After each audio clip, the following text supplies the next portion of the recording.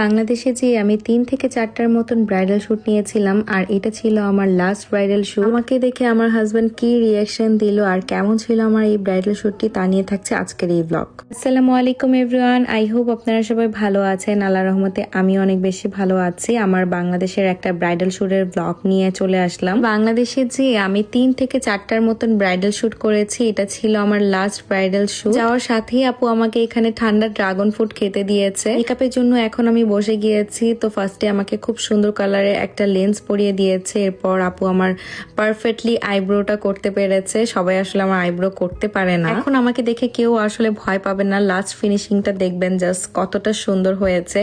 আর আমি বাংলাদেশে যে এত পরিমাণে মোটা হয়েছিলাম, দেখতে দেখতে আপু এত সুন্দর একটা আই মেকআপ করেছে। আমার আই মেকআপটা এত পছন্দ হয়েছে, বিশেষ করে লেন্সের কালারটা এত পপ আপ করছিল। মেকআপ করার পর আপুর বাসার উপর তলায় আসলে এক আন্টি এই মজাদার খিচুড়িটা বানায়।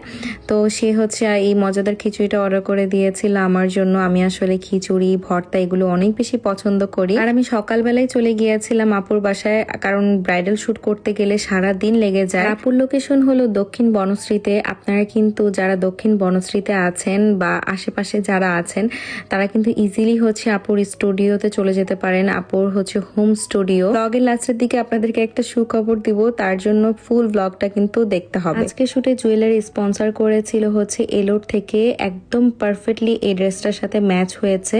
জুয়েলারিটা অনেক বেশি এক্সক্লুসিভ। আমার বিয়ের প্রোগ্রাম আসলে একটাই হয়েছিল, আর যেটাতে আমি হচ্ছে ট্রেডিশনাল লুক নিয়েছিলাম, একদম রেড কালার সবকিছু পরেছিলাম। আমার খুবই ইচ্ছা ছিল আমি এরকম একটা পাকিস্তানি লুক নিব। আসলে আমি নিজেকেও দেখতে চাচ্ছিলাম আমাকে এরকম লুকে কেমন লাগে। আমার কাছে মনে হচ্ছিল আমাকে এই লুকে আসলে সব থেকে বেশি ভালো লাগছে।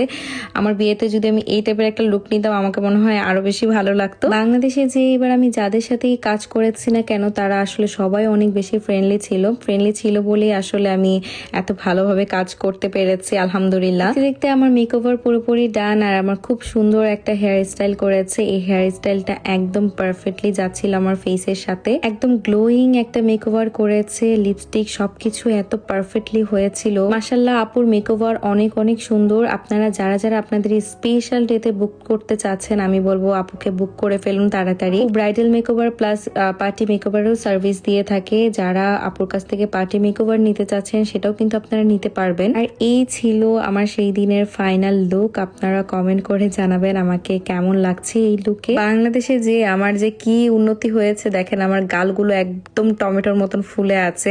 মেকওভারের কথা আমি যতই প্রশংসা করব ততই কম হবে। আসলে একদম পারফেক্ট একটা মেকআপ করেছে সে আমার মনের মতন করে, সাথে এত সুন্দর একটা ইউনিক টাইপের ড্রেস নিয়ে এসেছে।